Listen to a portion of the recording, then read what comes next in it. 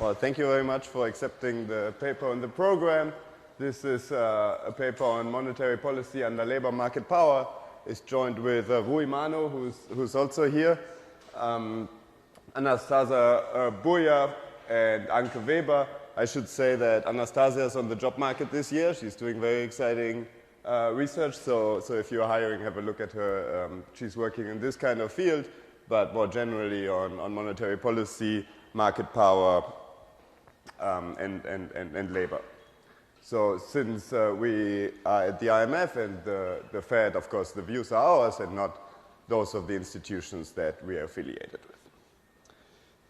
So since the global financial crisis, and especially until the pandemic, what we could see is that monetary policy was extremely easy, and the Fed was successful in stimulating employment growth. However, wages were actually lagging behind.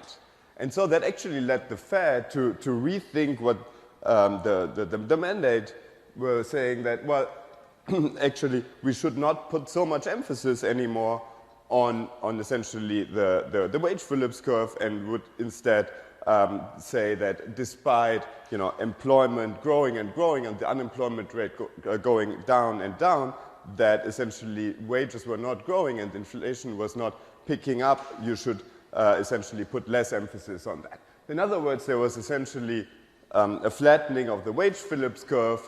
When you look at the data, you can see in this type of period, the wage Phillips curve was extremely flat, while in other types of periods before, the wage Phillips curve was quite steep. At the same time, during that period of time, labor market power in the US is quite strong. So what that means is, for example, in this recent Hirschbein, Macaluso, and Ye paper, wages are marked down approximately 30% from the marginal product of labor. So, and in this paper, we essentially asked the question whether these two phenomena have something to do with each other. In other words, whether labor market power to some extent can explain that monetary policy during this period wasn't successful in stimulating wage growth, but was actually potentially successful in stimulating employment growth. So we are here now in this paper looking at what are the implications of labor market power for the transmission of monetary policy. So what we do find is that labor market power actually strengthens the employment or labor demand effects of monetary policy. So when there's a monetary policy easing, firms with labor market power, in a world where there's more labor market power, firms want to hire more workers that have labor market power than those that don't. However, these firms do not have to pay higher wages. Although they hire more, they have higher demand, they don't have to raise their wages.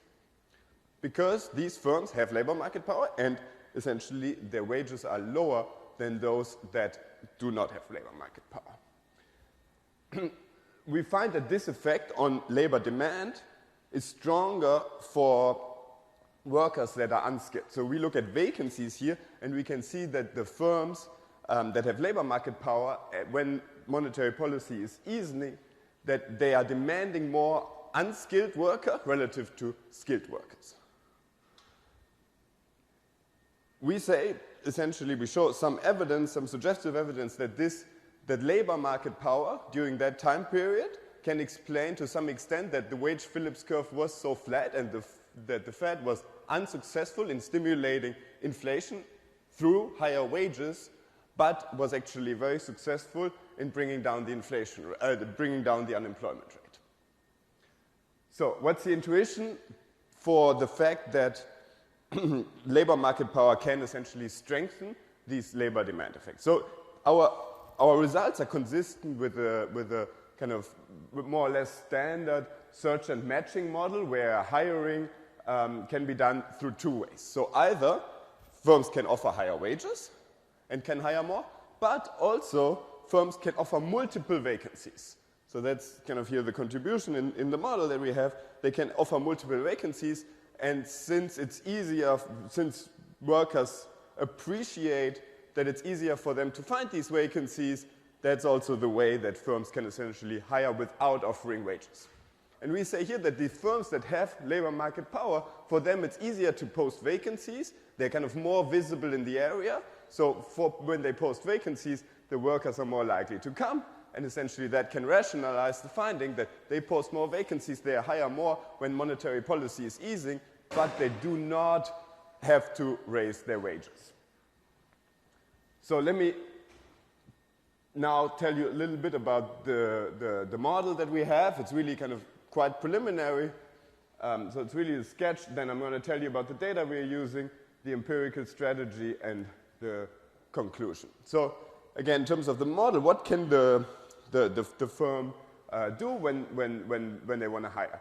Well, they can either post wages, they increase their wages, or they post multiple vacancies. And so this is represented by this hiring function here, W and V, where W is the wage and V is the number of vacancies. And then the first order condition of the firm is essentially saying that the marginal benefit of hiring through vacancies divided by the marginal cost of posting vacancies must be the same as the marginal benefit of hiring through wages relative to the marginal cost of raising wages. And so now a firm that has labor market power, they have potentially lower cost of posting vacancies, and they have a better visibility, which means that either this C is lower or this H prime is higher, which makes the whole thing bigger, which makes these firms more prone towards hiring through higher wages, hiring through higher vacancies rather than through higher wages. And then essentially when there's a demand shock, what happens is that when firms with labor market power have these characteristics, that this amplifies the response of vacancies, hiring through vacancies, through more vacancies rather than hiring through higher wages. Which then means accommodative monetary policy is a demand shock.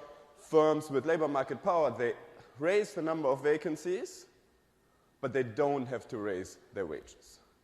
Which then means that unemployment can decline quite strongly, but since firms do not have to raise their wages that much, because workers really appreciate kind of coming to these firms, that means that wage growth doesn't really pick up, leading to this flat wage Phillips curve.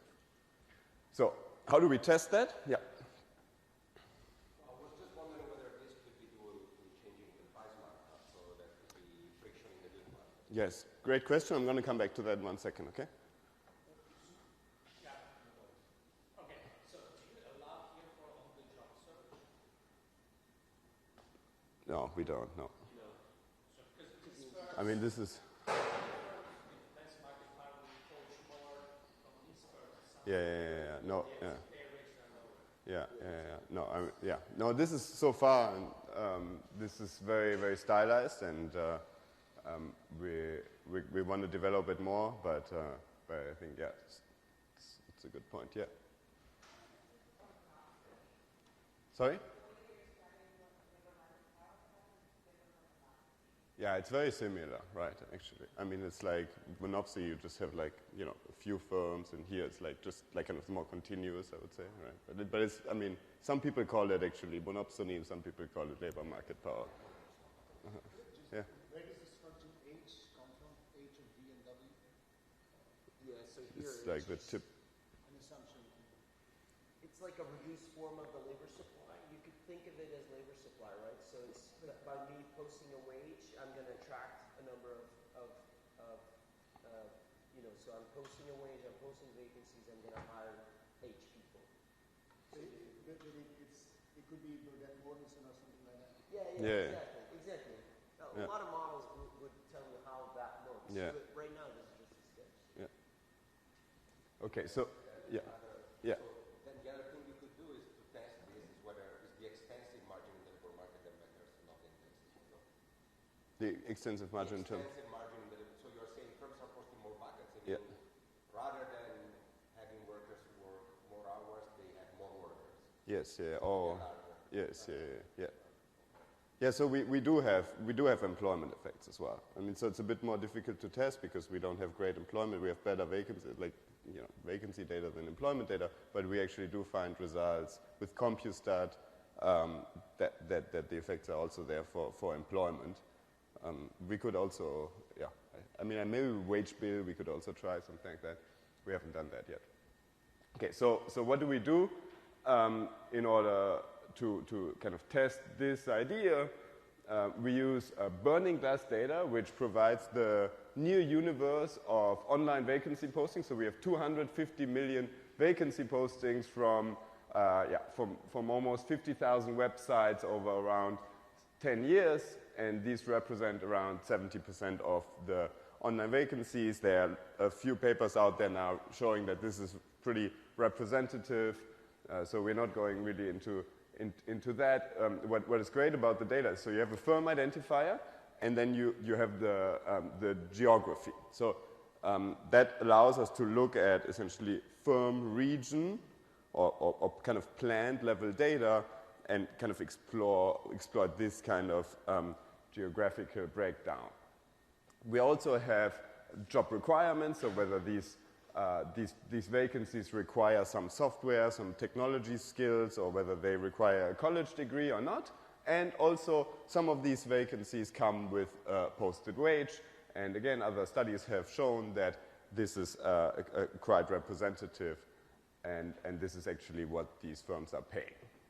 Then we combine that, as it's kind of standard in the monetary policy literature, with monetary policy shocks. We're using here these Jaroszynski-Karady shocks, which are using the unexpected component at the FOMC meeting, to what extent the FOMC, to what extent monetary policy was a surprise. They also have this information component, because of course if monetary policy contractionary, that may mean that monetary policy just reacts to good information, and they control for this information effect. So how do we construct our kind of measure of labor market power? It's essentially the vacancy share. So we look at the share of vacancies that are posted in a commuting zone over the time period by a single firm. And so essentially, and then we accumulate that over time. So this is the share of vacancies that have been posted until the beginning, since the beginning of the period, in a specific labor market commuting zone. I feel like we need to correct sort of firm size.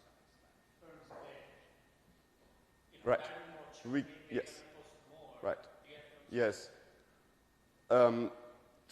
Since this is regional, right? So to some extent, you can kind of control for the eye, right? So you can, if it's like the total, you can, it's in the regressions essentially, we can control for firm times time fixed effects. So that controls for firm size, right? Well, you have also, maybe you could correlate this with the local share of sales of the firm to see whether this is. Yeah, we don't have the sales of the firm. But so essentially in the regressions we can kind of control for, I mean, it's like, of course, it's like the size of the firm in the region, right? But I mean, that's very similar, right? Yeah, That, like you may have two firms, similar size, but like one of them has more market power for some reason. That's the comparison we want to do, I think. yeah, but I think that's what we're doing. So I'm going to come back. That also relates to your question. But Yeah. what if McDonald's has one advert because they have 50 jobs, but they only put one ad out? I think they would capture it, no? Yeah, I think. Yeah.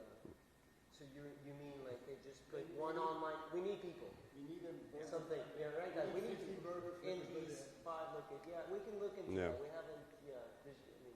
Because that's precisely what you would like to measure, the 50, not the 1, right? Yes. Yes.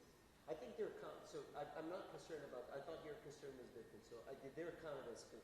The issue is more. But how do you see that in burger glass? Because they put them individually. They would include them individually as like a new vacancy and other vacancies. But how do you know that? I mean, if they say we have a vacancy, Yes. how do you know that they want it to be 1 or 50? So two things. Yeah. If that's why I said 50 is not the problem. If they're saying we're hiring 50 people, if they're saying we're hiring people, that I don't know how that's treated. I don't think we've ever looked into it. No. And then this, I was thinking that your concern, which is another issue, is you don't have a region, right? Because I'm saying I'm hiring for all my locations, and you don't have a region. So we'll look. Yeah, thanks. Okay, so what we do see is we see like the posted wage that they have, and so we can relate essentially this market share or this vacancy share here to the wage. And you would think that firms that do have labor market power, they mark down the wage relative to the marginal product of labor. So here essentially what you can see, I mean, this market share is extremely skewed. So you have like a lot of firms that have almost no market share, and then there are a few firms that actually have quite a lot. And you can see that essentially once you reach a certain point, both for non-college but also for college workers, you essentially like charge a lower wage. Of course, here you can say this is includes a lot of compositional issues. So what we do essentially in a regression, we can control for all sorts of vacancy characteristics, and what we see is that essentially there's always going to be a negative relationship between the wage that they post and the labor market power. And you can control for the vacancy characters, but then you can also, again, control for the size of the firm, right? So, because you can have firm times time fixed effects. So if you see the firm as, the entity and not at the plant, then that is essentially what you're controlling for, right? So, so if you kind of, from CompuStat, include total assets or total sales in there, that drops out, right? So that's kind of our identification strategy when we then also look at the effects of monetary policy. So oh yeah, go ahead. Sorry, just quick other question. I was thinking about vacancies relative to the share of population in the community zone. You're right. There's no sense here, I think, currently about if I have a lot of vacancies and very few people, or a lot of vacancies and lots of, there's very labor markets. Mm-hmm. You measure worker power as the share of vacancies. It has nothing to do necessarily with vacancies of population or something. And I just wanted to raise that point. Yeah. Yes. Yeah, I mean, we looked at like labor market tightness, but I feel like if you I mean, this is the share, right? This is like so there I think you would want to compare to, I mean, if we cared about tightness, we have that computed, then that's what we want to look at. But if you want to look at kind of the labor market power, it would be the share of vacancies that you post relative to your competitors, right? So. It's in the region, right? So you're accounting for population. I mean, if you have 50% of the share of vacancies in a region, it doesn't, I mean, it's a bit like populational, right? Like, yeah, I guess I do it as like, if there's a ton of vacancies relative to people, yeah, you have more power relative to the firm, but as a whole, firms don't have much power, and that's the sense in which your measure doesn't have that. Yeah.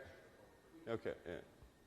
There's a difference between national chains like Starbucks or local pop shops, and even the vacancy share is, it's not going to reflect that difference, right? Because Starbucks might post just one vacancy, they're hiring barista, and the Mano shop one, and the share looks the same, but the market power is not necessarily. Yeah, but I mean, so that's why, we also kind of do this cross-check with, this wages in here. I mean, you do see that once you post a lot, then you do see kind of lower wages. But yeah, I mean, I do see, and I think that's kind of similar to the concern you had. To what extent we have to see to what extent we are correcting for that. Yeah. Okay. One more question, and then let me go on. Yeah. No, unfortunately not. Yeah, exactly. Yeah, but we would think it kind of goes in the other direction, but it's a bit of a speculation. Maybe we can look at the literature to see whether they have something, but unfortunately we don't have. So let me go to the main kind of empirical specification where we regress now the vacancies that are posted by the firm on the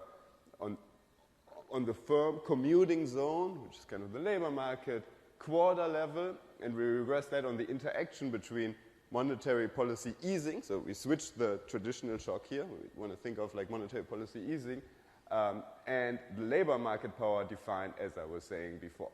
And so, the kind of like really the real advantage of this data now is that we think of hiring as local, especially during this time period until 2000, and 19. So we look at the firm region level, both on the hiring side and on the labor market power side. So what that allows us essentially to control for product market power, right? So we can include, again, firm times time fixed effects, which include product market power. So if there's some kind of transmission of monetary policy through product market power to hiring, that would be kind of controlled for.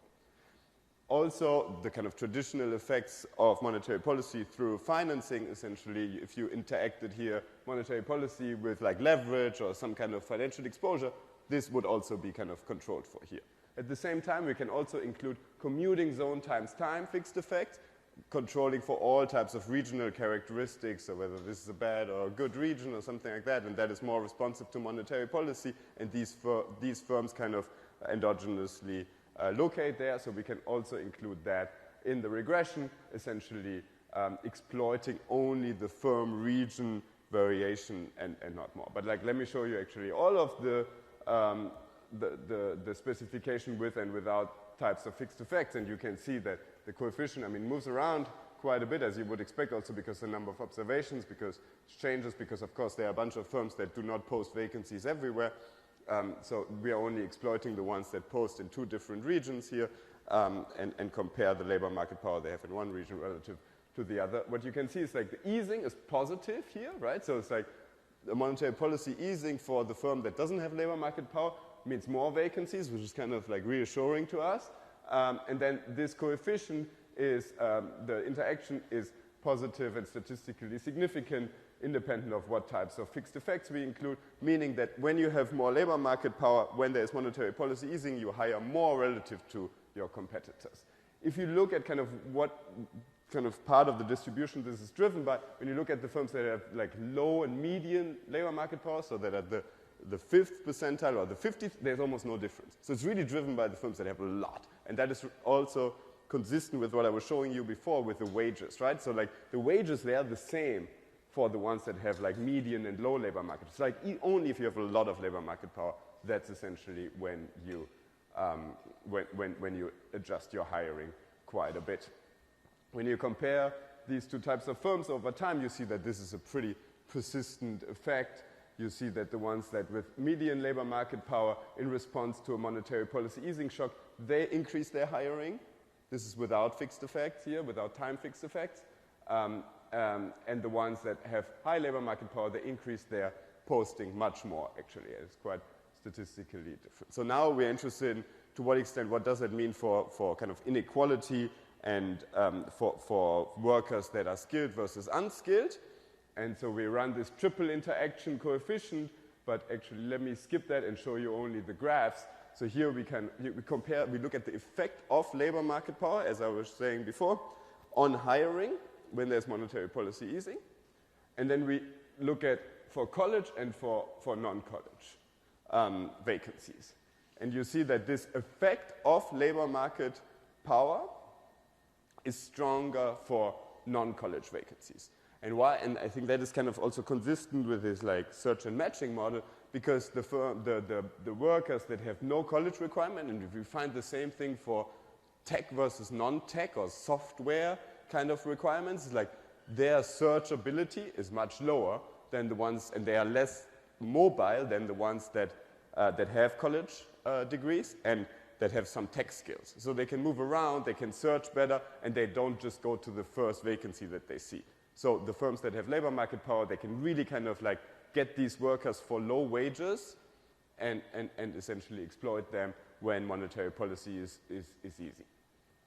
Now let me go to the wages. Not all vacancies not all vacancies have wages, but here, this paper by Hazel and others actually says that this is actually a pretty good measure. So we take that as given and do the same thing as with wages. And when we look here at the monetary policy easing coefficient, we see that wages do go up in response to monetary policy easing, at least once you include the firm fixed effect. However, this interaction coefficient moves around and is pretty much 0. But let me show you in the graph, which I think looks much more convincing. You see, okay, monetary policy easing, wages of firms, posted wages of firms that have labor market power, that don't have labor market power, they go up, but to the same extent. So again, firms that have labor market power hire more, but don't increase wages, right? So, and then where are these firms located? So this is the HHI, but it looks similar when you look at other types of measures. You can see that the firms are actually not, I mean, you know, they're not located in California, right? They're located in the middle of the country, right? So, I was wondering, is there anything specific to monetary policy shock, or yeah. it go through any demand shock? In the model, it's the same, yes. Now, when I saw this about monetary policy shock, it reminded me about, I don't know if you know this paper by Quattrini, Trigari, and Monacelli, where they show that firms with larger debt pay lower wages. Mm-hmm. And not sure. I was wondering then in this case, monetary policy easing would be easier for them to get debt because they pay lower wages. It's convenient for them to hire more. Right. Again, we would control for that, I think, because it's the financing is but I agree with like the whatever demand shock. I agree with you. I agree with you. You know, I think the monetary policy you can identify kind of in a nice way, and you know, so but yeah, I mean we could do that. I agree. I mean you could do whatever is kind of yeah.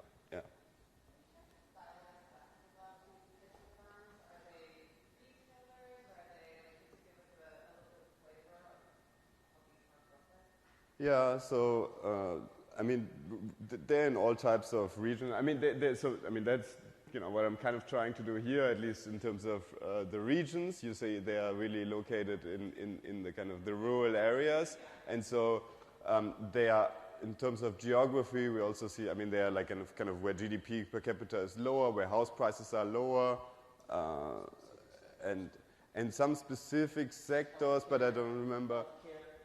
Yeah, right. Healthcare, exactly. Yeah, exactly. Healthcare and like this like childcare. There was something, I think, if I remember correctly, right? The manufacturing was there. Yeah. I mean, it's you have these. The thing is that this is regional, right? So in some regions, the sectors may be different, right? But you know, more pervasive is healthcare, but then manufacturing is also. It's also there. Yeah. Yeah, but those are all kind of high labor market. Yeah, but we want to show. Yeah. I think we looked at it. Healthcare was one that was striking, but the rest I didn't think was super striking. So, but I think, I mean this. Yeah, again. So okay, so let me use the last probably 2 minutes to say something about kind of the aggregate implication, or what we think could be aggregate implications of that. So again, they're in these regions, and then it's especially driven by kind of the non-skilled workers in these regions. So what does it mean? So if you like kind of compare the regions here that have a high labor market power to the other ones, and then kind of do the Phillips curve by these two, you see the ones where, you know, we have a Phillips curve, we have a wage Phillips curve for low labor market power, right? And for high labor market power, essentially, there's no wage Phillips curve. So, so of course there are a lot of other characteristics here that we can control for. We do in some of the regressions, but here this graph really tells you that the wage Phillips curve is alive, but only in regions where there's low labor market power. And since labor market power is pretty pervasive, I mean, if you take the average, I mean, this is split by the median, so if you take the average of the two, well, of course, it's not super surprising that here, during this time period, essentially, in an aggregate, the wage Phillips curve was pretty flat, which then again kind of can explain that this kind of wageless recovery after the global financial crisis, where employment rate went to very low levels, but wages didn't go up, and workers were complaining, especially the non-skilled, the unskilled. Unemployment rate went really, really down, but wages were pretty stagnant. Okay, so let me conclude. We find that labor market power strengthens the employment effects of monetary policy, and again, this is especially the case for the low-skilled workers, which suggests to us that monetary policy can be quite successful in stimulating employment and stimulating hiring, but may, under labor market power, be not super successful in actually stimulating wage growth, which again, if you turn it around and look at the period now, it may actually be pretty difficult to bring down wages, because these types of firms, they may just fire a lot of workers or not hire a lot of workers, but they may not adjust wages very much. Let me stop here. Thank you.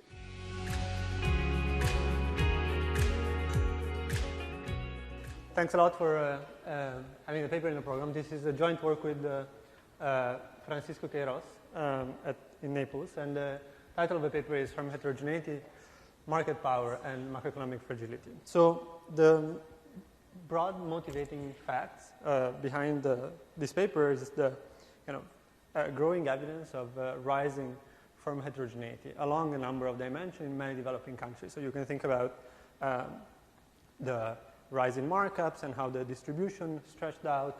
The same holds for productivity measures and size.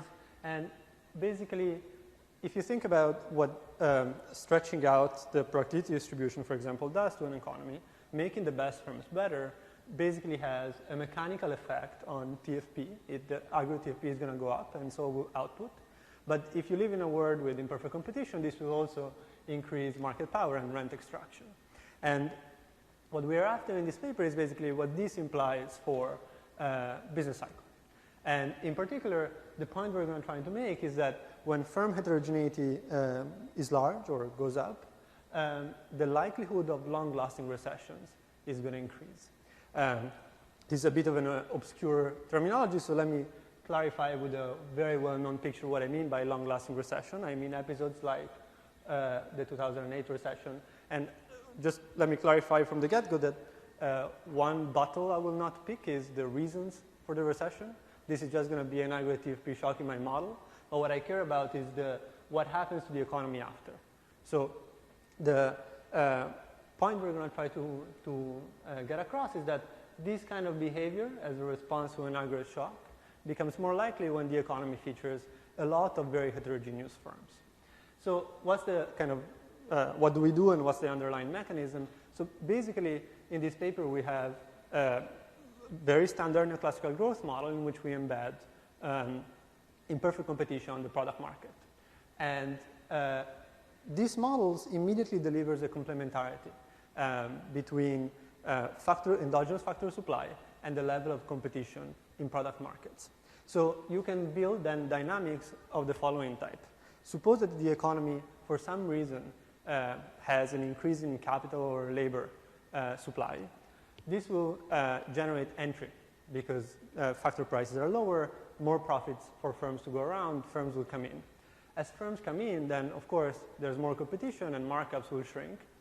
When markups shrink, this implies that the factor share is going to grow, and this is going to partly be absorbed through quantity effects, so higher labor and capital supply, and partly absorbed through higher factor prices, so the rental rate and the wage going up. And in a model with endogenous supply, this is going to be able to rationalize the initial increase from which I started. So basically, when these forces are strong enough, you're going to get high or low competition regimes or stochastic steady states. And the key, both theoretical and quantitative result of the paper is that transitions from high competition to low competition stochastic steady states are going to become much more likely in economies with high firm heterogeneity.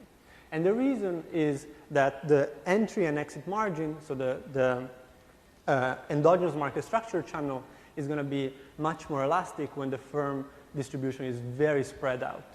So tiny firms become much more likely to exit when a negative shock hits. And this amplifies and makes the business cycle more persistent. So this is basically the paper in a nutshell. What I'm going to do, I'm going to tell you first what I do broadly, and then I'm going to present you a very simplified version of the model and the quantitative version. So in the quantitative version of the model, we calibrate our economy to 3 moments in time, which are the 1975, 1990, 2007. And the reason why we stop at 2007 is that we want to use the model as a laboratory for studying the Great Recession aftermath. And what the quantitative model delivers is that the 1990-2007 economy will feature multiple steady states, whereas the 1975 will not. And by calibrating this different point in time, I mean that I will only be allowing 3 parameters to be different, which have to do with firm heterogeneity, fixed cost, and the fraction of industries who are very competitive relative to others. I'll be much more specific on this later. But the key takeaway from this is that these economies only differ in the level of firm heterogeneity and product market competition. So what do we do with these then calibrated economies? We just run many business cycles and look at them. And the first kind of quantitative result is that a 2007 economy, so one which will feature much higher firm heterogeneity and less intense competition, is between 2 and 3 times more likely to enter one of these low competition regimes, meaning that when a negative aggregate shock hits, the economy will go down and stay down instead of behaving like an Eeckhout model in which you go down for a couple of periods and then you converge back to the original steady state. And then we kind of calibrate, we extract the sequence of aggregate shocks so that we can match observable moments in 2008, and we show that basically these shocks in our 2007 calibrated economy will generate this kind of transition that you observe in the data where the economy stays down for a while and actually diverges a little. Whereas if you take the same shocks and you hit the, say, 1990 economy, the economy is not fragile enough to have this kind of behavior. The economy will just bounce back up, albeit in quite a few years. And the last thing, which I'll not get to, is policy, in which we show that policy is actually very powerful in these models because it can kind of peak equilibria, basically. So it's not surprising that you're going to get large welfare gains by even limited policy. So the way I'm going to try to present the model, let's say pen and paper and theoretical version of the model is going to be, I'm going to give you the model in 2 slides and then give you all the key theoretical results in one graph that is the capital market equilibrium plot. So household side is kind of as simple as I can think, as I can write it. There's a representative household consuming one final good and supplying labor, and it supplies capital and labor and earns profits from owning the firms. And immediately by evaluating the stationary Euler equation, you get this flat steady state capital supply. So if I plot, element number 1 of my key graph is going to be where I'm plotting the capital and the rental rate. The steady state rental capital supply is just going to be flat. And all the action is going to be on the demand. So here is basically the entirety of the production side of the economy. If you're familiar with Atkinson-Burstein, we're basically done. There's a final good that aggregates industry-specific varieties I with this CS aggregator. And each industry has, there's a very large number of these. So you can think of it as a continuum if you want. And each industry has inside firms generating differentiated varieties, and there's an endogenous number of competitors in each industry, which is going to be pinned down by a free entry condition. Each firm has n potential entrants, and each produces with a cost of return to scale Cobb-Douglas. There's an aggregate TFP shock, and each firm has time invariant type of productivity that they're born with and is going to stay with them forever. And every firm pays a per period fixed cost. To make this a static game, what I'm going to assume is that at the end of every period, each and every firm leaves, and then at the beginning of the next period, an endogenous number of firms is going to come in. So standard assumption in this model, I'm going to assume that firms enter in reverse order of productivity, so that the best firm is going to be the first one in, and basically they're going to stop when all firms in the economy are making non-negative profits, and everybody is kind of outside looking in would not make any gain by entering the economy. So because I'm going to operate with a discrete number of firms which are not in the reals but in the naturals, so they're either 1, 2, or 3, this is going to be a slackness condition, which is very annoying computationally, but no not much more than that. So you solve this model, and what you get is kind of a standard result. The price of a firm in a given industry is going to be their marginal cost and then a markup that is increasing in their market share. So this is just, they're going to compete static Cournot, so like in every oligopoly problem, this is going to be the case. So basically, this is it. Let me give you two aggregation results. You can write the inverse demand of capital, so this is the rental rate, as a product of an aggregate marginal product of capital, where the only thing that we have to be careful about is this phi of n term, which is an aggregate TFP. It's just a complicated, nasty-looking function that aggregates productivity and markup of each firm into an aggregate productivity term. There's a closed form solution, but not very insightful. And a factor share. And the factor share is going to depend, of course, on the endogenous market structure. If there's a lot of firms in the economy, the factor share is going to be close to 1. If there's very few, it's going to be very small. And like in many of these models, actually, this factor share has a relatively simple expression.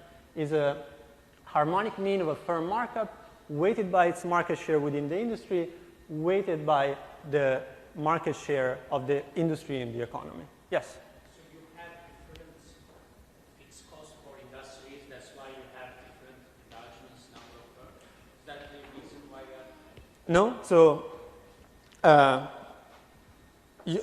at this level of pen and paper, let's say, I can allow for that. I can also allow for firms being heterogeneous in their draw of productivity. So you might be that you and I are operating in two industries.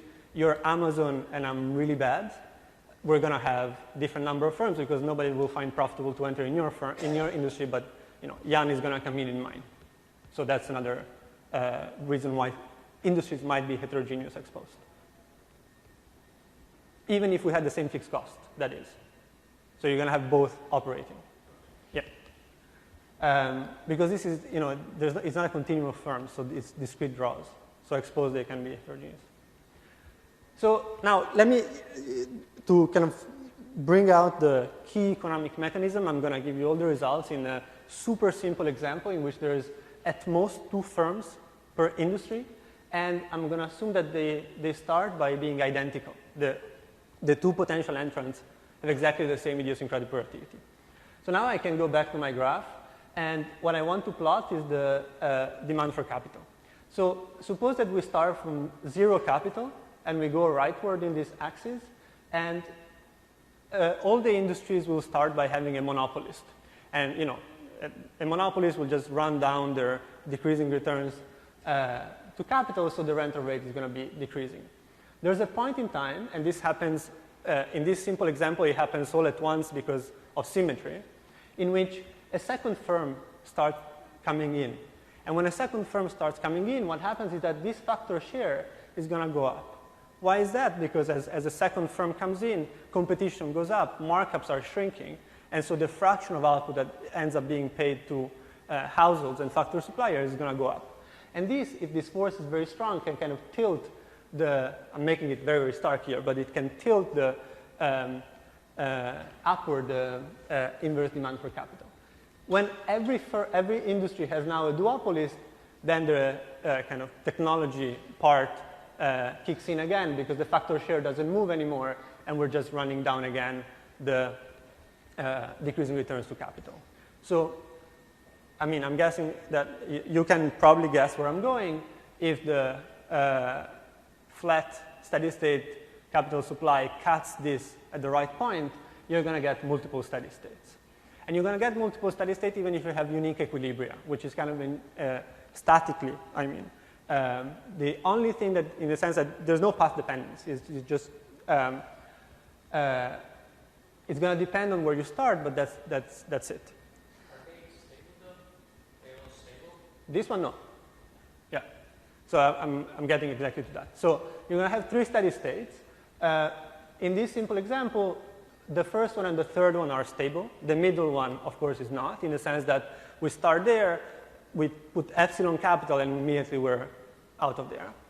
And what do I care about in this graph? I care about the shaded area here. this distance is the key sufficient statistic to think about how likely it is if I shock this economy. Suppose I start here and I hit the economy with an aggregate shock that is negative. If the aggregate shock puts me within this region, within some periods I'm going to be back.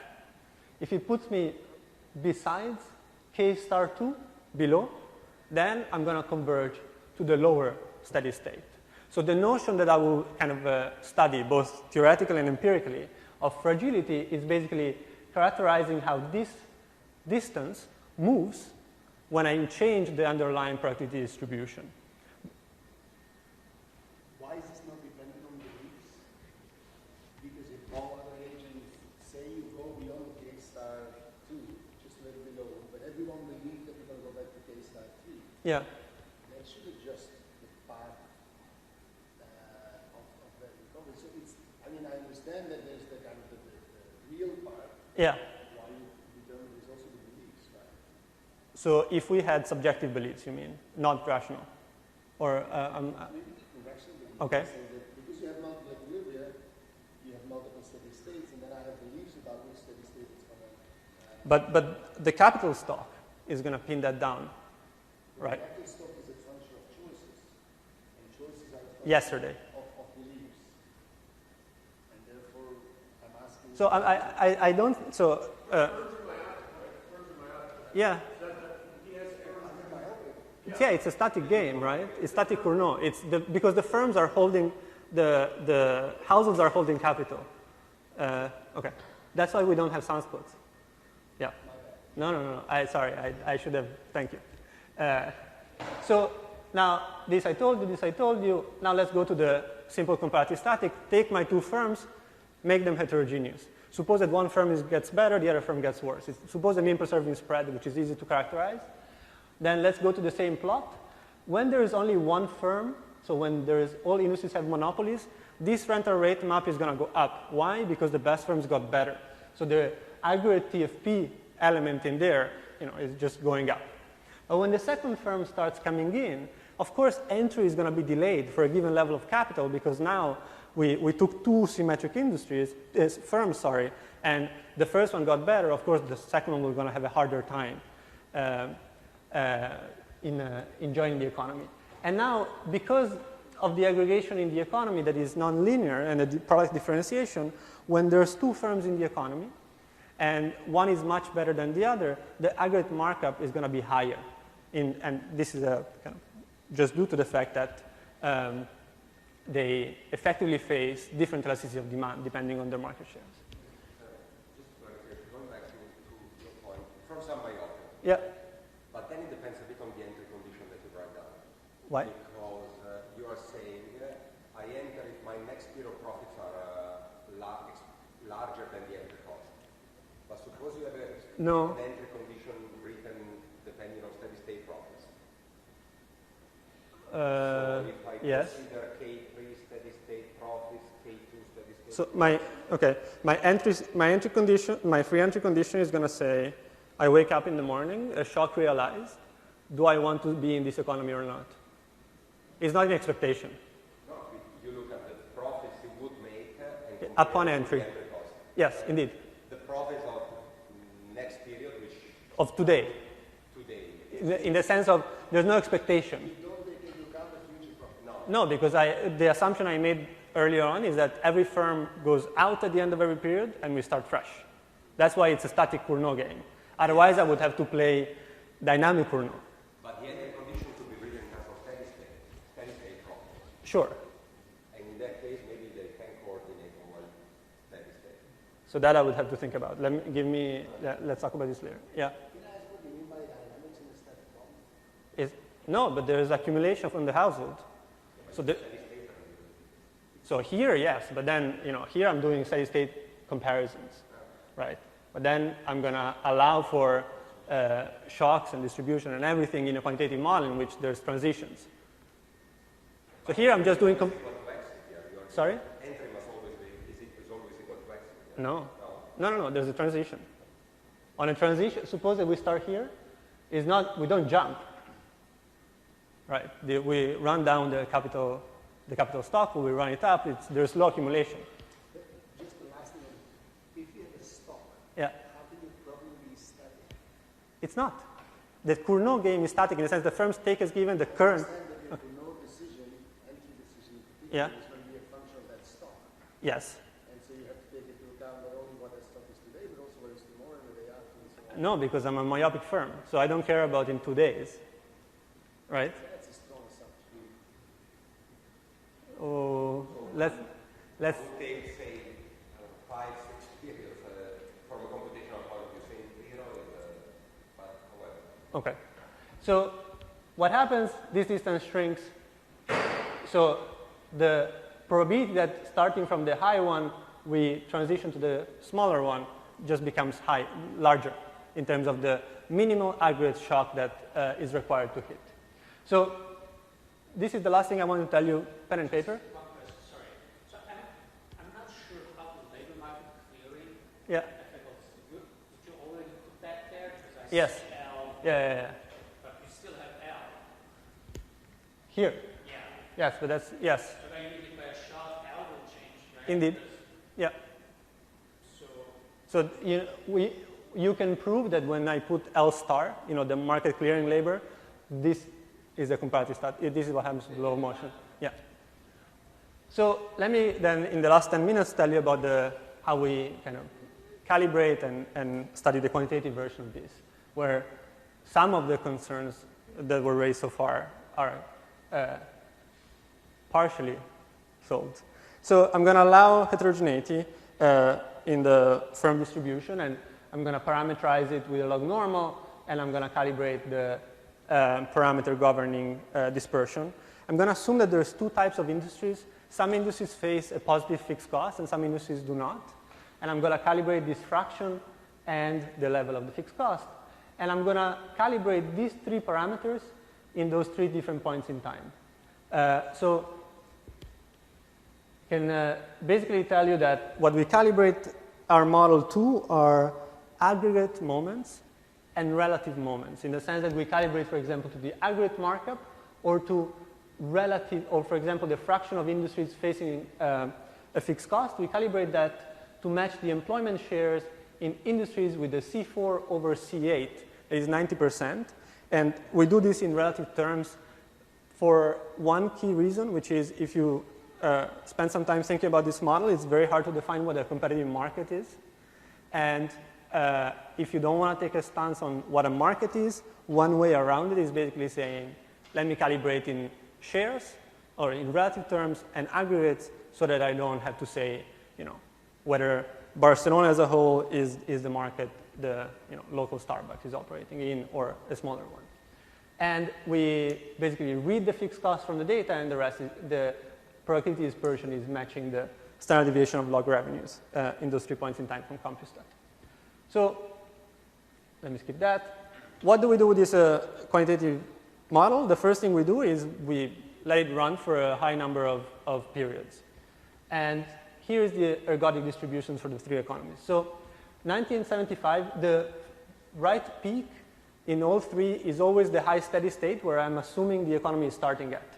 So 1975 basically has a unimodal distribution that just follows the stochastic process. With some probability you have a very negative shock, with some probability you have a very positive shock, but nothing very fancy happens. When you look at the 1990 economy now, what happens is that a second mode shows up, and that's because this economy features a lower steady state, and with some probability you get a very large shock and you go there and stay there.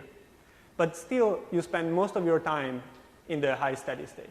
In 2007 instead, the high steady state is around here and the low steady state is around here, and you see that now the likelihood that you move to the low steady state and stay there is much, much higher. How much higher?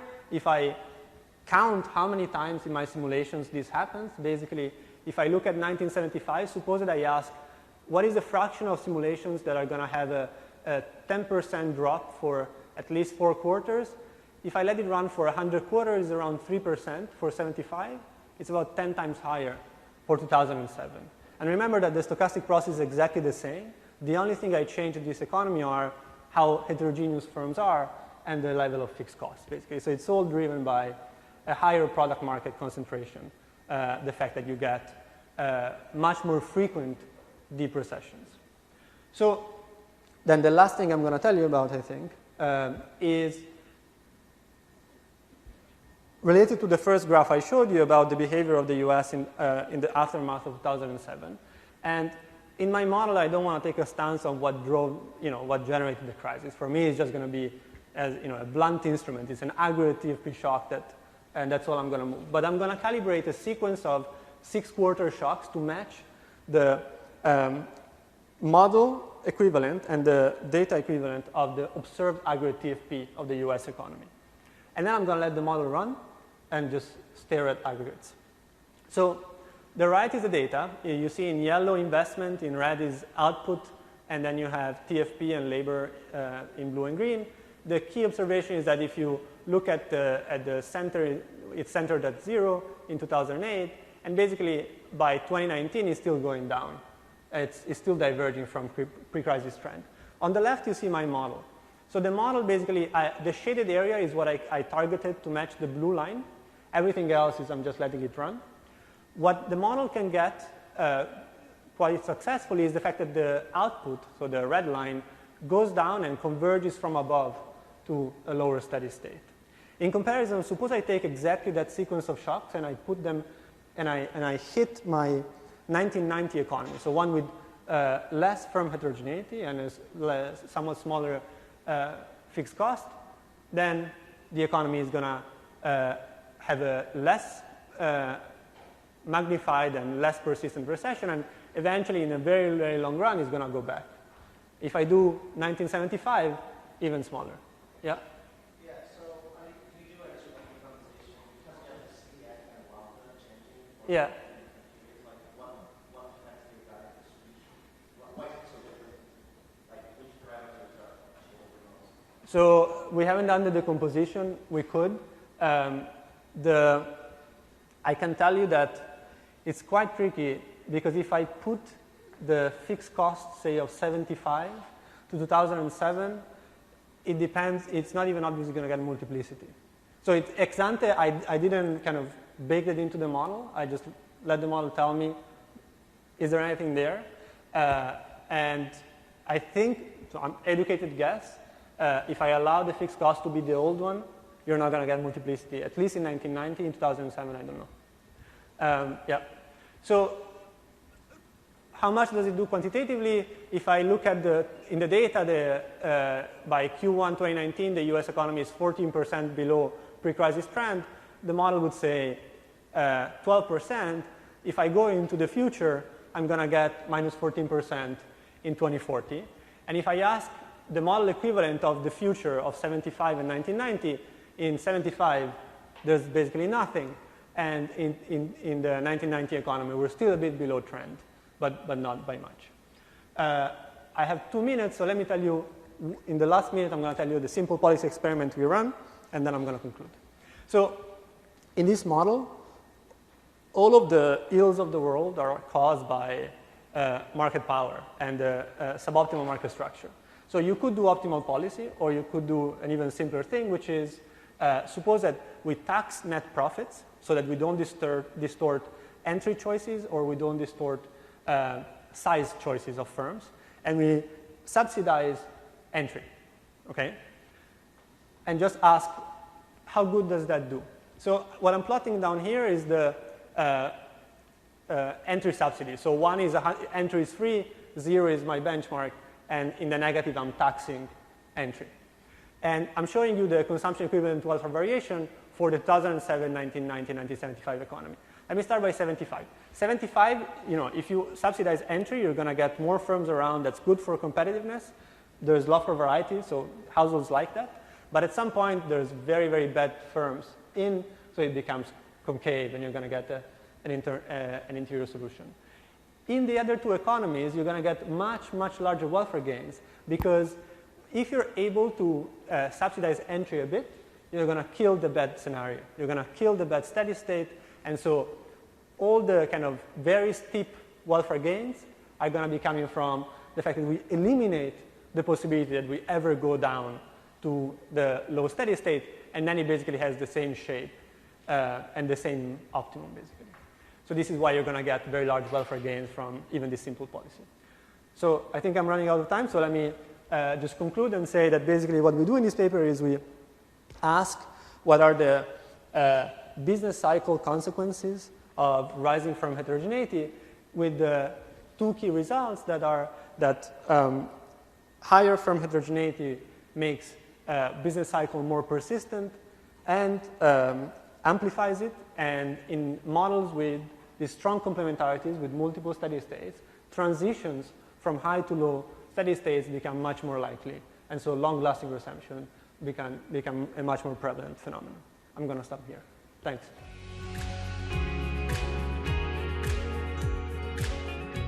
Thank you so much. I am delighted to be here. Thank you for including this paper in the session. It's great to see folks from the census here and the Fed. And for me, I'm just delighted to be here. I grew up in Barcelona. Haven't been here in a long time, so just super, super excited to be here. All right, so too far away.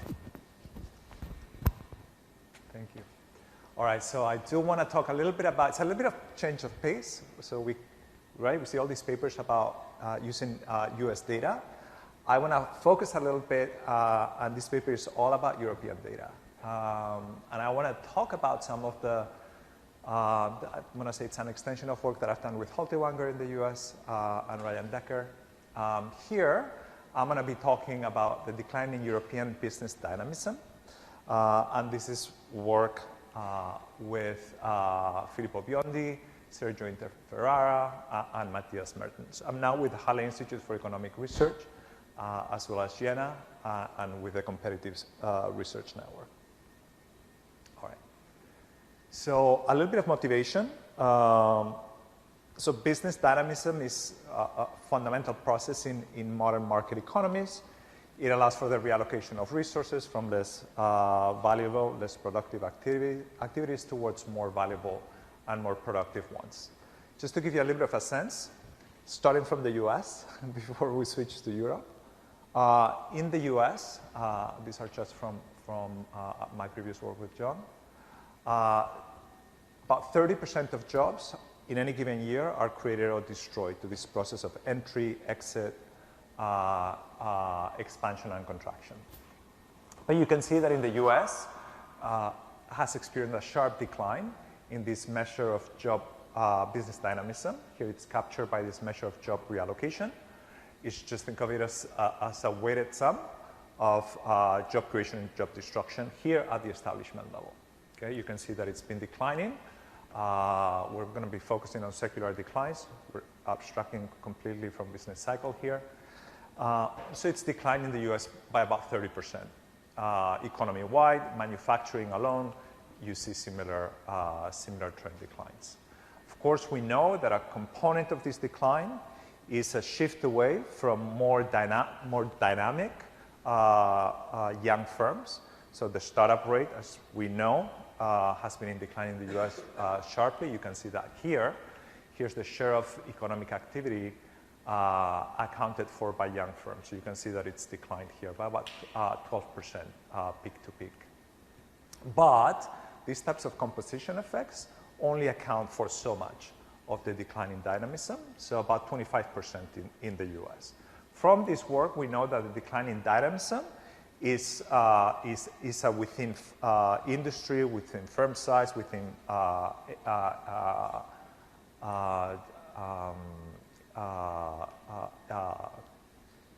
age class, etc. It's also happening all across the US. So it's very, very pervasive across all types of firms. All right, so of course, lots of implications for this, lots of concern, right? Because it has important implications on productivity growth. We can see that from our work in the past. Of course, also has implications for innovation. This decline in business dynamism is particularly important in the high-tech sector after 2000. We document that with the US data. And of course, it has implications for recoveries and the pace of recoveries. So what are some of the stories that we've been telling about why this is? So with my work with John and Ryan, we've been focusing on frictions, on market frictions. Chris Cuolo, Ufuk, and others have been focusing on the decline in knowledge diffusion. And of course, Jan and DeLocker have been focusing on interactions between technology and market power. So lots of different stories. A lot of this literature is based on the US and US data with some small exceptions. There's now some European literature that also focuses on the decline. So there's some work with Belgian data and Turkish data. And of course, the OECD has a series of reports on the decline in business dynamism, but fairly limited. All right, so what's our contribution with this paper? It's fairly straightforward. So we're going to use new data for 19 European economies to document some facts about business dynamism in Europe. Right? It's a big part of the contribution of this paper is data. And then we're going to look at developing a framework to show how market power and technology affects labor demand and how it affects job reallocation rates across firms. A little bit in terms of findings, we're going to find that there's declining business dynamism across most European economies. I'm going to show you that firm responsiveness to productivity shocks has declined. We find these declines are consistent and of similar magnitude to the declines that we see in the US. And then we're starting to, we're trying to think about quantifying the role that market power versus technology have in driving this decline. This, I should have said at the beginning, is work in progress, thoughts welcome, and this is the part where we've made less progress. Okay, we're still working through that. Okay. So a little bit more about the data. I'm going to be using two different data sets. We're going to use the ComNet data to establish these facts on business dynamism broadly across Europe. The ComNet data is data that we collect at the Institute, the Halle Institute for Economic Research. We run harmonized data collection protocols on administrative data. So it's confidential business register data across 19 European economies. So we send this code to the statistical offices, to the banks, and they send us back aggregated output. Okay? Rich collection on information on business dynamism, markups, productivity from growth. For now and here, we're going to use this data purely to document business dynamism. We're collecting the 9th vintage now, which will include some of the regressions that I'm going to show you purely for the German data. Okay, so this is just for, we're going to use this data for documenting dynamism. And then to explore the mechanisms behind this decline, we're just going to, for now, focus on German data, and we're going to be focusing on German manufacturing data where we can measure these things much, much better. So I'm going to be using firm product level data. This data set, this survey data contains firm-specific price data as well. The survey includes firms with more than 20 employees. It's a little bit unfortunate, but that's how they're collecting this data in Germany. And it has a long-time coverage. All right.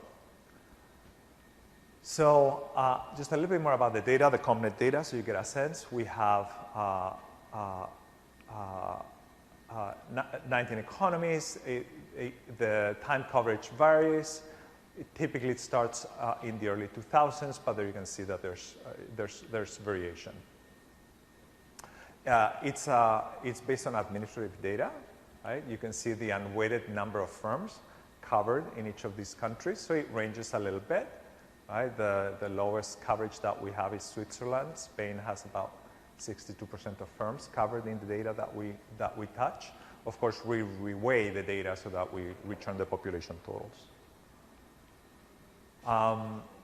Is the missing data usually small firms? Yeah, that's right.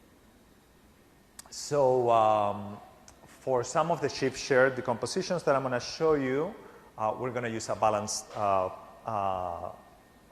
sample covering 2009 through to 2018, and we're going to exclude France. There's some anomalies in the data there, so we're also excluding some data from for Germany. Okay.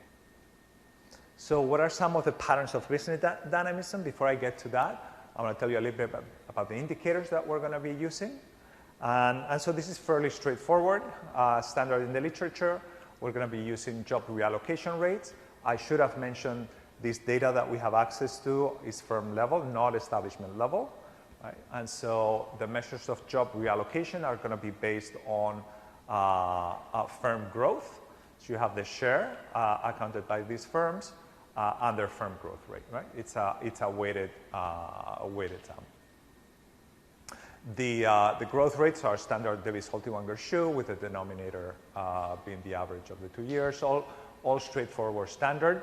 The only thing to say, because it's a firm measure of job reallocation, you're going to be missing a lot the reallocation that's taking place across plants within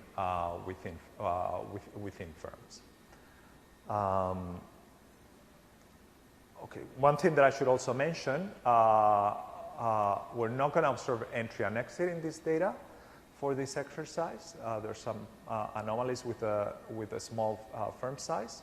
So, but we have firm age as a characteristic in the data, so we can observe firms as a function of their age, and so we're going to classify firms that are young as those that are less than 5 years old. So how does it compare to Orbis? Well, the Orbis is so. Well, we've not lined up the Orbis and this data, so I can't tell you precisely. Orbis is not as representative, right? And in general, the problem with Orbis is that we don't know how it's because it's unstructured data, right? We don't know how representative it is. Here we do, and here we use weights to return the population. So these are people have in general raised issues with Orbis because we don't know how representative it is, right? We think it's better for Europe than for the US. It depends on the country. It's not harmonized. It's not, all right? This is harmonized data.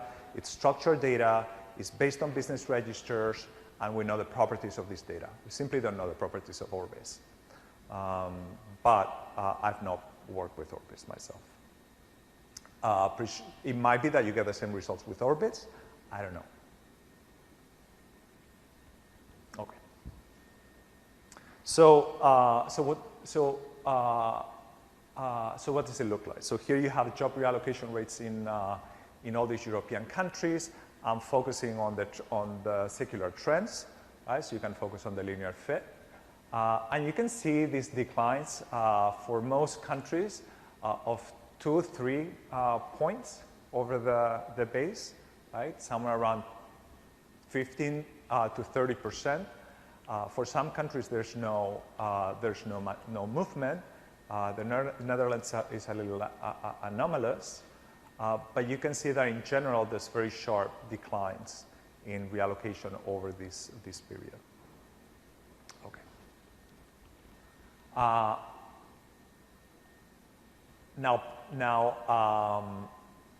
Part of this, right, is driven by the decline in young firm activity, and that's what I'm showing you here. So this is the share of activity accounted by these young firms. Now, because I'm looking at firms with 20 employees or more, right, young firms that are that size, we tend to classify or categorize as high growth young firms, right? You were small, now you reach a certain size fairly quickly. And so you can see that the declines in this subset of firms in terms of their share of activity in these economies is very, very dramatic, right? So It mimics, by the way, to some degree, the patterns that we see in the US, but here in Europe, they appear to be even sharper. In Germany, the drops in terms of high growth, young growth, high growth firm activity are dramatic. We see this in other data sets, different data sets in Germany, just very, very dramatic. Okay. Yeah, yeah. It's dropped to something like it's crazy. 2%. I don't know.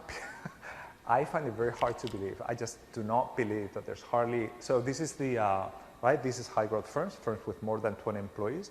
I've seen charts of this with the whole population of firms, and it tells a very similar story. I just cannot.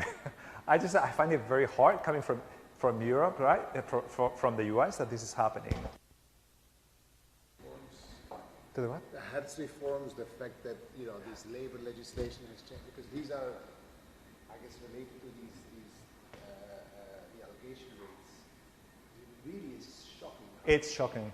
Yeah, I don't know what to make of it, and I don't know what to make of it. It's very hard for me to believe. The only thing I can say is that it's we're seeing it in other data sets that are completely different.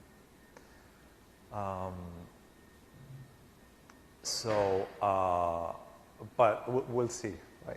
It's preliminary, but you can see declines across all different economies, right? With completely different data, sharp declines in this regard. Okay, now there's been structural changes over this time, right? Industry composition changes, so we're going to control for that. Basically, these two charts tell you a story that these declines in business dynamism are within industry story, right? So this is a standard shift share decomposition. So once you account for or control for shifts in composition, you see that the decline is mostly driven by the within term, right? So it's a within industry story. Same for the share of activity accounted for by young firms. It is not driven by industry compositional shifts.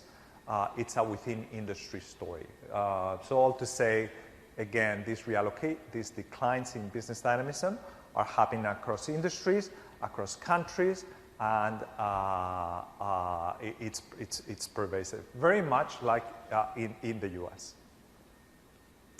All right, how about some firm responsiveness? Quickly running out of time.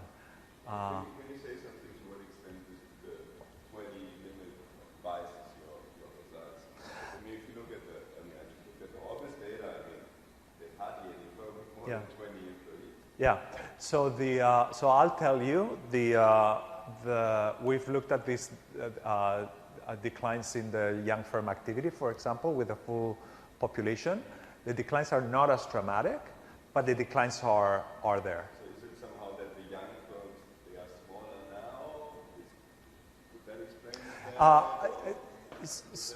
that? So the decline in young firm activity is purely a shift away from, there's a decline in startup rates, much like in the US. There's fewer smaller firms. That's all it is. The share of young firms, the employment share? So it's driven by the fact that there's fewer, primarily by the fact that there's fewer, two facts, right? There's fewer new firms coming in, right? So the economy is increasingly dominated by large companies. That's what that's saying. And number two, if you now enter the market as a startup, as a new firm, you just don't grow as much as you used to, right? Both facts that we see in the US as well.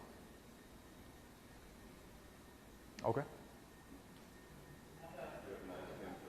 Very smaller thing is, how big is the decline in that growth? Because startups grow faster than, say, the rest of the distribution. And so you're saying that both in the US and in Europe, that growth rate differential has declined. Is it now at the level of the other firms for the startups? So good question. So we haven't done that yet for the European data. In the US, even in the high-tech sector, right, a sector where young firms used to grow a lot, young firms grow in similar rates to mature. They look a lot like mature firms now. They didn't before, right? They didn't before. That's the whole point of much of this research, that young firms grow much faster. Yeah, exactly. In the US right now, young high-tech firms look a lot in terms of growth like mature firms. We've not done that here. With this data, we don't have yet the high-tech versus non-high-tech, and we're working on that. 10 minutes? Could it be also related to changes in labor market, related to employment, say formality that younger firms tend to maybe outsource work more and have less formal employment than they had before?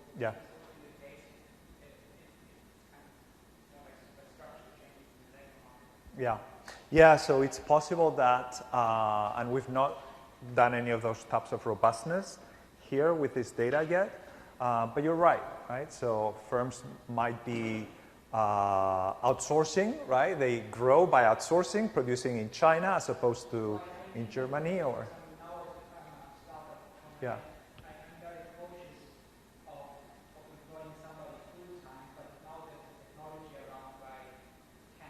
Outsource.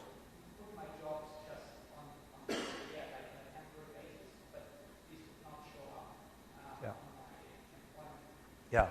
Yeah. So these types of concerns are valid, right? And we've not done any of the robustness checks here with this German data and with the European data. We've done some of those checks with the US data, and that's not what's driving things. But we'll need to do that here. All right, I'm gonna move on so that I can show you some of the responsiveness and then just wrap up. So what are we? How we're gonna estimate this responsiveness here? We're gonna estimate a standard policy function. Right here, we're gonna follow the work that we did with the U.S. data. We're gonna tweak it. We're gonna modify it a little bit. But what's the policy function basically that we're estimating from first order conditions? I'll go into it a little bit more. You have the firm growth is a function of their TFP shock, and they're controlling for initial conditions, right? So how should we think about this? A firm that receives a positive shock, it's facing a favorable productivity environment, a favorable environment in terms of sales. They're going to hire more workers, and they're going to grow. Firms that receive a negative shock, their sales drop, they're going to adjust by reducing their employment, basically. So this is basically the allocative efficient mechanism, right? Firms that are selling, they grow. Firms that are doing poorly, they decline. We use these models in the work with John and Ryan to estimate this pass-through regression, right? So what do we care in these responsiveness equations? We're modeling the firm growth, their labor demand, if you will, as a function of their TFP shock, their productivity realization, conditional on initial size. And what we care about is this coefficient, this beta coefficient. This is the responsiveness coefficient, how the firm employment changes to their productivity realization, right? So if this is, again, a positive shock, right, the firm is going to grow, and we're estimating how strong the response is to that shock, right? We're going to care about how that coefficient, that beta, is changing over time, right? So is the firm over time, in the economy, are firms responding less strongly to a given productivity shock? So in the US, we find that the declines in responsiveness account for, in fact, all of the decline in reallocation in the US. And it contributes, it explains about 1/10 of the slowdown in productivity growth, right? So from the slowdown in reallocation, right, these assets, they're not moving to where they're most productive anymore as much. That explains 1/10 of the decline in the growth in productivity. Okay. But what determines that responsiveness is still unclear, right? We're still trying to figure out what's going on. So what are we going to do? We're going to explore the mechanisms using this German manufacturing data for now. We'll expand to these other 19 economies as we collect data from the ninth vintage of Comnet. So how are we going to estimate this TFP? It's going to be a residual, just very quickly in the interest of time. It's going to be a residual from a translog production function. We have output deflated using firm level price deflators, a price index following Slava and Haltiwanger. We're going to use a control function approach to control for input price variation following the Locker et al. We're of course going to control for endogeneity of productivity and input choices. We're going to estimate it using the Woolridge standard method now. We're going to estimate these regressions at the two-digit industry sector. We have to do a lot of robustness in terms of pushing this a little bit more and constructing a little bit more of the industry variation. And we're going to estimate using 5-year moving averages. So very similar to the work in the literature. Can I ask why you use TFPR and not TFPQ? So we estimate TFPQ. And then we're going to just recover the TFPR by multiplying by the price. But you're absolutely right. I should have cleaned that up. I was being a little lazy, enjoying Barcelona. Thank you. But that's exactly what we do. Okay, so just since we're going to be focusing on Germany for this component, just want to show you the declining job reallocation, this measure of business dynamism in Germany. And so you can see that much like in the US, we see declines of about 30% for this time period, right? This 20-year period. This is a huge decline for this short period of time. Again, similar to what we see in the US. All right. So what do we see when we estimate this response function? And so we're going to estimate this for different time periods here. So you can see how this beta coefficient, this response coefficient has changed over time. How do we interpret this?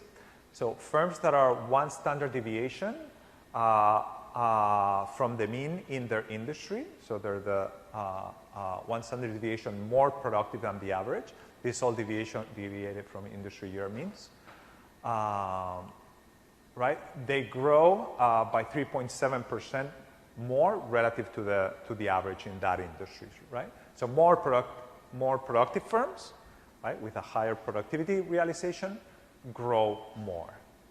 But you can see how that has been declining over time, and now it's less than half. So that responsiveness coefficient has half, is about half. So very sharp decline in responsiveness. All right, let me take the last few minutes that I have to tell you a little bit more about kind of where we're heading. So we want to then link these declines and try to assess how much, what's the role of market power, what's the role of technology, and try to do a decomposition. We've not gotten there completely, as I said. What's our thinking? So it's a very standard approach, right? So we start with a production function with capital, labor, and materials. We have the profit function.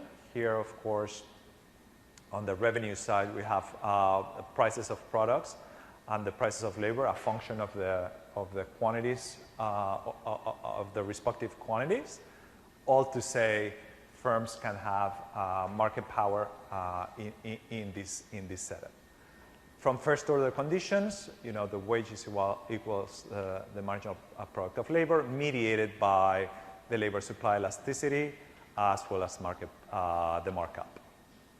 So fairly standard first order conditions with a market power setup. If we reformulate, we get this policy function, right, where the equilibrium labor is a function of your technological components or parameters, the output elasticities. You also have wage, But it's, so you can see here the output elasticity of labor as well as the wage. But it's also going to be a function of the market power component, right? So you can see that here, right? Here's the markup, and here's the firms that have monopsony power. That's going to now come into the policy function. In terms of comparative statics, right, the pass-through from the TFP shock is going to be higher if the output elasticity of labor is higher, and it's going to be lower if wages are higher or the product market, the power and the labor market power of the firm is higher. So what are the implications? Job reallocation will decline if market power increases, or if firms with market power get larger. And it will decline if output elasticity of labor declines. It's very straightforward to show in a simple simulation. You know, if you model an economy where firms, where firms have, large firms have market power, of course their responsiveness is going to be lower to a given shock. All right, let me show you some results. Okay, so where's the decline coming from? Is it the smaller firms? Is it the larger firms? And so what we see here is that the declines are primarily driven by the larger firms. Right? So the larger firms in Europe, in Germany, over time are becoming less responsive. Right? We don't see significance on the small size.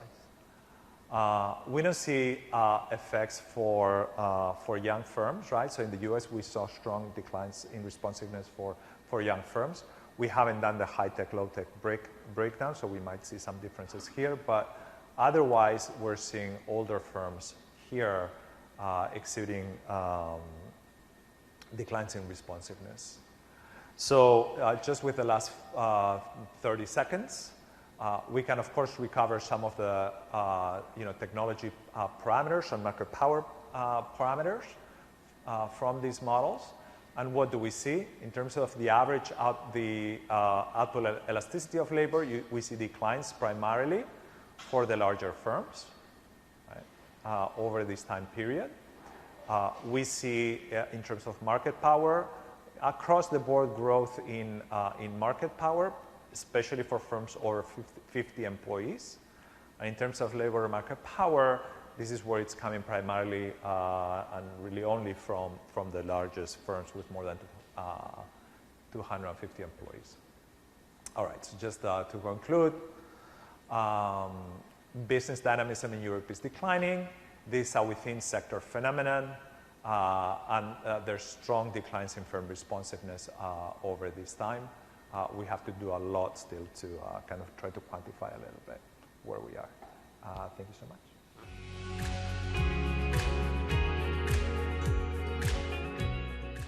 All right, thanks a lot for sticking to the end of the session. It's been a very, very informative one.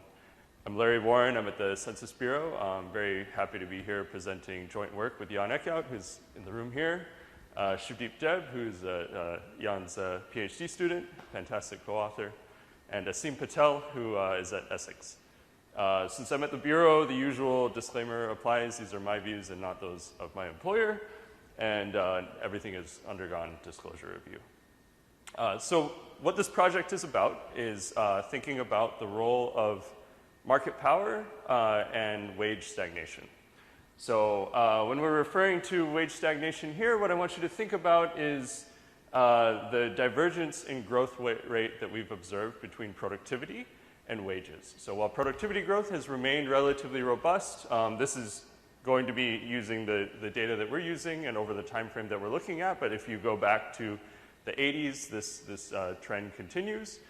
We see that productivity growth has outpaced wage growth. And I think this is especially true in the US, but it's also a phenomenon that we see in other economies. And this has been documented by Summers and Stansbury and others. We're going to be kind of taking this fact as given and thinking about what the role of market power might play in terms of trying to understand this divergence.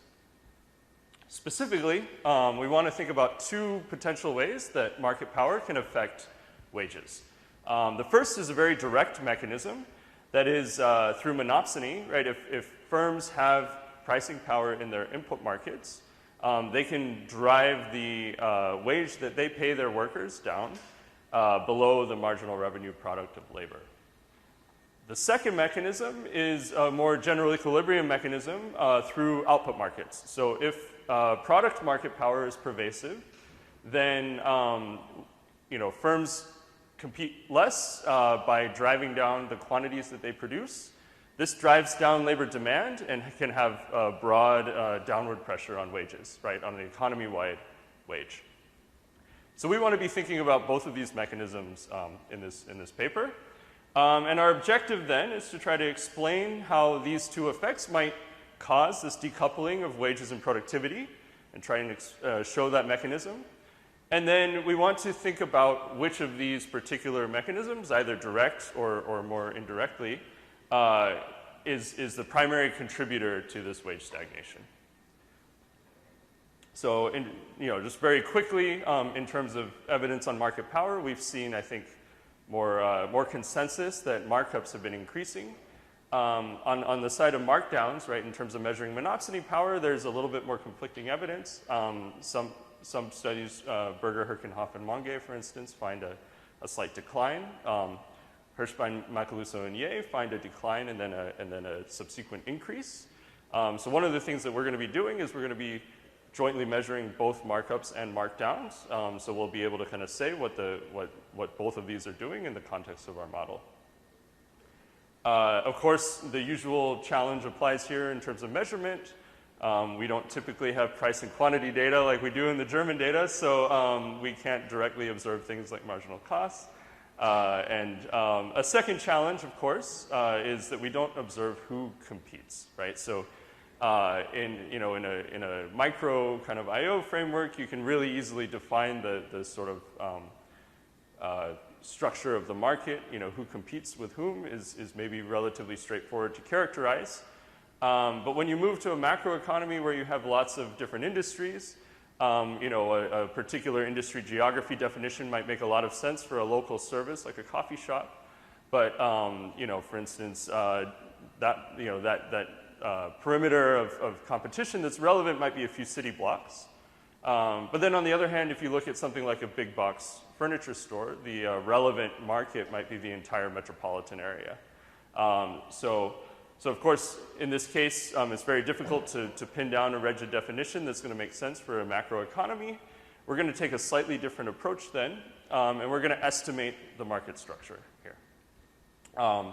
So what we're going to do is we're going to write down a structural model of strategic competition and general equilibrium. In that framework, we're going to be able to jointly measure markups and markdowns, and we're going to estimate a notion of market structure. So I'll explain that a little bit more when we see the model. Just to preview my findings, we find that competition has decreased over time. We find a big increase in markups over our time frame from 97 to 2016. We find markdowns to be relatively stable. So that's not to say that they're trivial. They're relatively large, but they don't increase over that time frame. Similarly, we find that our model can characterize this wage stagnation. So we can generate a very similar divergence in productivity and wage growth that we observe in our data through our model. And in terms of the decomposition, which of the roles is particularly important in explaining this wage stagnation, the dominant force here is monopoly. So it's really goods market power generating a decline in labor demand that is pushing down wages. Okay, so to briefly go through this setup, this is an Atkinson-Bernstein style model where we have two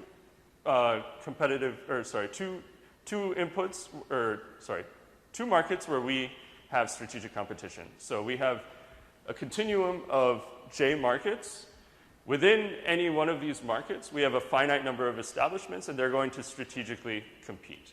So the notion of market structure we have here is if you notice that we have I establishments and we have N firms. What we mean by market structure here is we're going to vary the number of firms that own this set number of establishments within the market. So if we have a duopoly, that means we have 2 firms that own the establishments with the market, and they're going to strategically compete with each other. We can vary that common ownership out until we reach each firm having a single establishment, for instance. The key thing to note here is that we have two markets, right? We have a goods market and a labor market, and we have a nested CES structure in both of these markets. So within the market, for instance, if we look at goods, products within the market are substitutable with elasticity eta. And so we can think of this as substituting Coke and Pepsi, for instance. There's also an elasticity of substitution across markets. So goods are imperfectly substitutable across markets. And we can think of this as a substitutability of a particular product category with another one. And we think of that as less substitutable. So eta, right, is more substitutable than theta. We have the same structure in the labor market. So labor within a particular market is going to be more substitutable than labor across markets, which is going to be measured by this theta hat. So notice that the elasticity for goods and for labor can be allowed to be different, right? What we do kind of restrict to is that the market is the same for the goods market and the labor market. So that's one limitation that we have in our model. Looking at the firm side, we have N firms within a market. They're just going to maximize profit, which is sales minus variable costs. They're going to operate a linear technology in labor. So A is productivity, L is employment. And they're going to make their output decision taking into account the fact that their quantity decision as well as their competitors' decisions are going to have an effect on the price, both in the goods market, PIJ, as well as in the labor market through wages. And so the competition here, the equilibrium is a Cournot-Nash equilibrium. Again, our notion of market structure here is going to be that we're going to vary the number of firms N that are competing within each of these markets. So if N is small, we have a very high market power, low competitive framework, right? And if N is large, then it is a very competitive market. If we look at the first order condition of the firm, we get this very straightforward characterization of the solution, which equates marginal revenue with marginal costs. And we can see that the markup and the markdown directly enter into this first order condition. So we have prices, we have the inverse markup and productivity on the left-hand side, and we have wages and the markdown on the right-hand side. We can write the markup as price over marginal cost, and we can actually write that completely in terms of the elasticities of substitution for products within and across these markets, and the sales share of the firm within each market.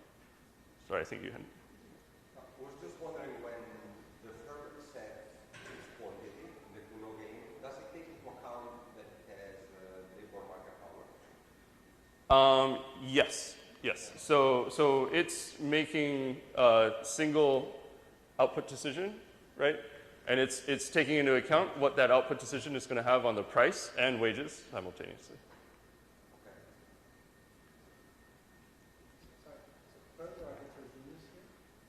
Firms are heterogeneous here, yes. Just intuitively, how can I separate the market structure from the distribution of productivity of firms within the industry? You separate the market structure from, yes.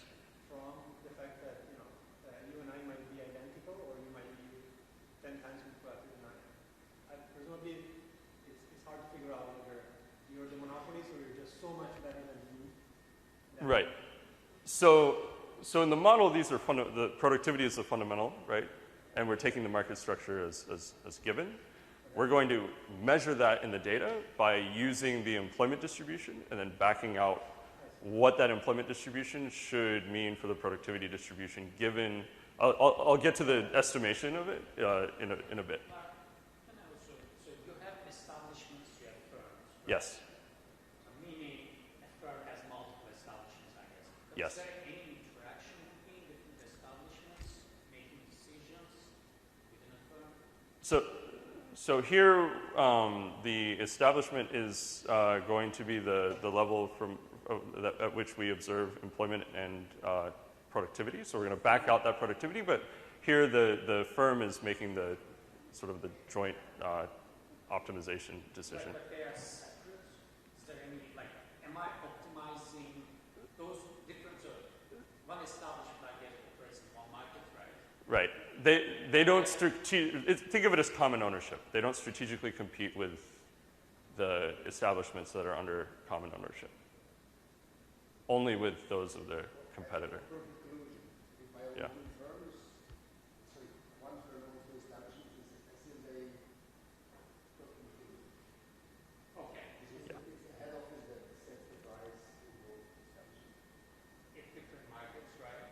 But then the competition with labor happens at the market level. Between firms. Yeah, only between, right. But then is the fact that I have two establishments, is there any strategic interaction between those two? Yes. But the competition only happens in the market level, right? It is in the market level. These establishments are in the same market. Well, it's not different markets, that's it. Yeah. You have different, maybe established different markets. Oh, so here within the model, all of the establishments are in the same market, right? We're just using this as a convenient way to get at some measure of competition. So all of that's happening within market. Yeah. Okay. So going back to the first order condition and the markup and the markdown, right? Now we have a measure of markups and a measure of markdowns that we can write in terms of sales shares. That's this SNJ, and wage bill shares, and these preference parameters. So this gives you a sense of how we can measure markups and markdowns within this framework. Just to give you a sense of how this affects wage stagnation, we can see that if we rewrite this first order condition here in terms of wages on the left-hand side, then we get three terms, right? We get productivity, that is revenue per worker. We have a term that comes from the markup and the markdown. And so these directly, right, produce a wedge between productivity and wages, and we can kind of see how that can generate this divergence in productivity and growth in wages. Okay, so now the goal is to take this model and fit it to the data. The data that we're going to be using is the Census Bureau's longitudinal business database. This contains all employer establishments in the United States. We're going to be using data from 97 to 2016 because this is where we have revenues. What we observe is at the establishment level, we have employment, we have wages per worker, right? We have payroll, so we can get to a concept of wage as just payroll per worker. We have revenue at the firm level from tax data that we impute to the establishment using payroll share. And then we know the industry and geography. So we use 6-digit NAICS, and we know the MSA. What we're going to do is we're going to take, within a particular NAICS 6 industry, randomly assign I establishments, in this case it's going to be 32, in that same industry into a market. We're going to take that random assignment and we're going to subset those establishments into firms, right? N firms. So for a given market structure, if I think about two competitors, I'm going to have 16 establishments operated by two firms within my model. Okay. Let's see. Yep. Okay. Perfect. Why are you doing that? Just to avoid the computational burden? So we need to have a set number of markets, right? So we need to set some finite integer threshold for what a market is, and then we can solve we can solve the first order conditions of the firm and solve our economy, but we need to assign those to like identical sized markets. So that's why we're doing this. So we're taking essentially within an industry, we're going to make a bunch of submarkets within that industry of these randomly assigned establishments, and then we're going to vary that. So when you distribute the revenue across the different establishments of the firm, do you take industry into consideration? What kind of, so it's just, you mentioned size, employment, or the payroll? So we're using payroll share here. Also no industry. So right. So I mean right. So for instance,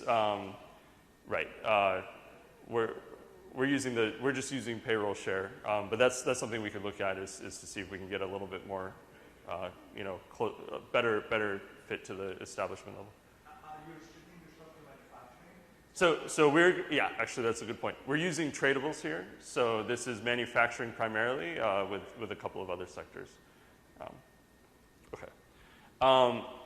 So in terms of the quantitative exercise, first we're going to use the fact that we have employment and wage data to estimate our elasticities, theta hat and eta hat. Once we have those preferences pinned down, we're going to use the literature for our other preference parameters. Then for a given market structure, we're going to take the distribution of employment within each of these randomly assigned markets. We're going to essentially solve from the first order conditions. We're going to back out the productivity distribution and therefore the markup and the markdown distribution at the establishment level. Once we have that, then we're going to use the fact that there's a monotone relationship between market structure and revenue over payroll to pick the market structure that best fits our revenue distribution in the model with the revenue distribution in the data. So that's the sense in which we're going to estimate our market structure. And then we're going to look at how that economy looks.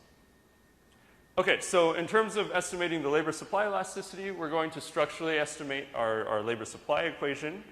The key thing to note here is we're going to use the same instrument as Berger, Herkenhoff, and Mange use, which is to exploit tax variation at the state level, right, in terms of corporate taxes as an instrument. So the issue, of course, here is that if you have employment and wages, they make, you have measurement error and they may co-move. So we want to have some exogenous shifter of labor demand. We're going to use the same instrument to provide that exogenous shock and measure our elasticity of employment and wages, right? And so our eta and theta terms are just going to be transformations of this gamma and beta term in our labor supply regression. When we do that, we get the following two elasticities that we estimate. We're going to take from DeLocher, Eeckhout, and Mange similar elasticities for the goods market. And then we're going to take an aggregate elasticity of labor supply from Chetty, and like I mentioned before, we're using 32 as the number of establishments in our market. Okay, so now that we have preferences, we can take the first order condition of the firm. Within each market, we have 32 establishments, so we have 32 of these equations. It becomes this mess. The only thing that I want you to take away from this is we've written this entirely in terms of these preferences, labor and productivity. Since we measure labor or employment at the establishment level in the data, this gives us 32 equations and 32 unknowns in terms of productivities. And so we can back out the productivity distribution at the establishment level. You can see that what has happened to productivity from 97 to 2016 is we've seen a shift to the right, and it's gotten more dispersed. And that's largely coming from the fact that we have this change in competition. So, like I mentioned before, we have to pin down a particular market structure, right, number of competitors, to be able to solve this system. So what we're going to do is we're going to estimate the N, the number of competing firms, that best explains the revenue data for the model and the data. And what we find is that we get a monotonic decline in the level of competition that justifies those two distributions. So we go from 16 in 97 down to 4 in 2016. Isn't it also like to allow this potential, competitors like heterogeneous across different sectors? Right, so you said each market. Yes.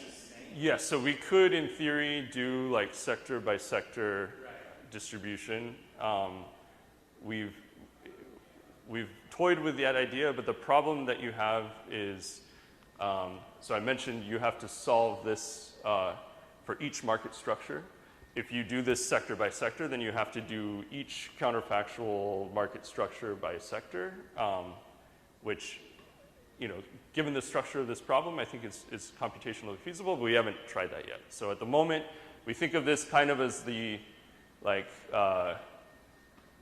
like an aggregate residual, where there's a lot of heterogeneity in 97, and that residual has been sort of declining. So point taken, we could do finer level detail with that. So this, I think, was kind of related to my previous question on the end. Yes. Given the productivity distribution, the productivity distribution is calculated given a guess of n. Yes, yes. So how do you know that this point is unique? So given a guess of n, right, this is all measured off of employment, right? So this gives us a productivity distribution. From that productivity distribution, we get a model wage and revenue, right? What we do from here, which I unfortunately don't have, but pretend this is the revenue distribution, right? Then now we take the revenue over payroll distribution from the data with the model. So revenues are not used at all in the estimating of the productivity distribution, right? We just take that as the moment that we use to match the n, right? So there's no feedback of n back into productivity, if that makes sense. We can talk about it later. Okay, so. Sorry? Do you have an entry condition? We do not have an entry condition here, no. So profits of individual firms should be non-negative. That has to be satisfied, right? Yes. That much should be true. But this is a estimated off of cross-sectional repeated static cross sections. There's no dynamics in this model. Yeah. Profits are positive. Yeah. In fact, that leads us to the markup distribution. So this is the sales weighted average markup in the economy, and we find that it increases in our data from 1.45 to about 1.9. We can see that markdowns are still, relatively substantial. They're around 30%, which is in line with Hirschbein, Macaluso, and Ye's number, I think, but much flatter. And then if we look at the growth rate of GDP per worker, which is our notion of labor productivity here, since we only have one input, and wages, we find that we can generate this same divergence in terms of productivity growth, far outpacing wage growth. And it's precisely because those markdown and markup measures show up here, right, as a wedge between wage and productivity. So if we decompose this, the aggregate, if we aggregate each of these series, right, then we can show that the difference between productivity growth and wage growth, right, is primarily this downward pressure that comes from the markup and the markdown, right, which is precisely these two wedges here. Omega is just a residual from the aggregation. Again, this chart is great for thinking about this issue of like the separation in the labor market that we've seen. So the wage has been very flat, but it's mostly because of the bottom. Yeah. Income distribution. So in that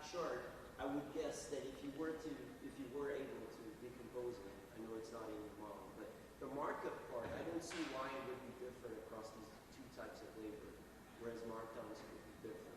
So I'm having a tough time like putting these two things together. I So- get the conclusion that the wage stagnation is driven by the rising markup.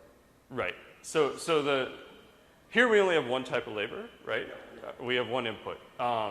We have a separate project where we have two, but what I'm saying here is, you know, this increase in markups, right, is where the sort of this wedge term is getting larger, and that's generating this downward pressure. So we can think about heterogeneity. We don't do that here. I'm running out of time, so I'm going to quickly go over the decomposition and then conclude. So here what we're going to do is we're going to solve a planner's problem.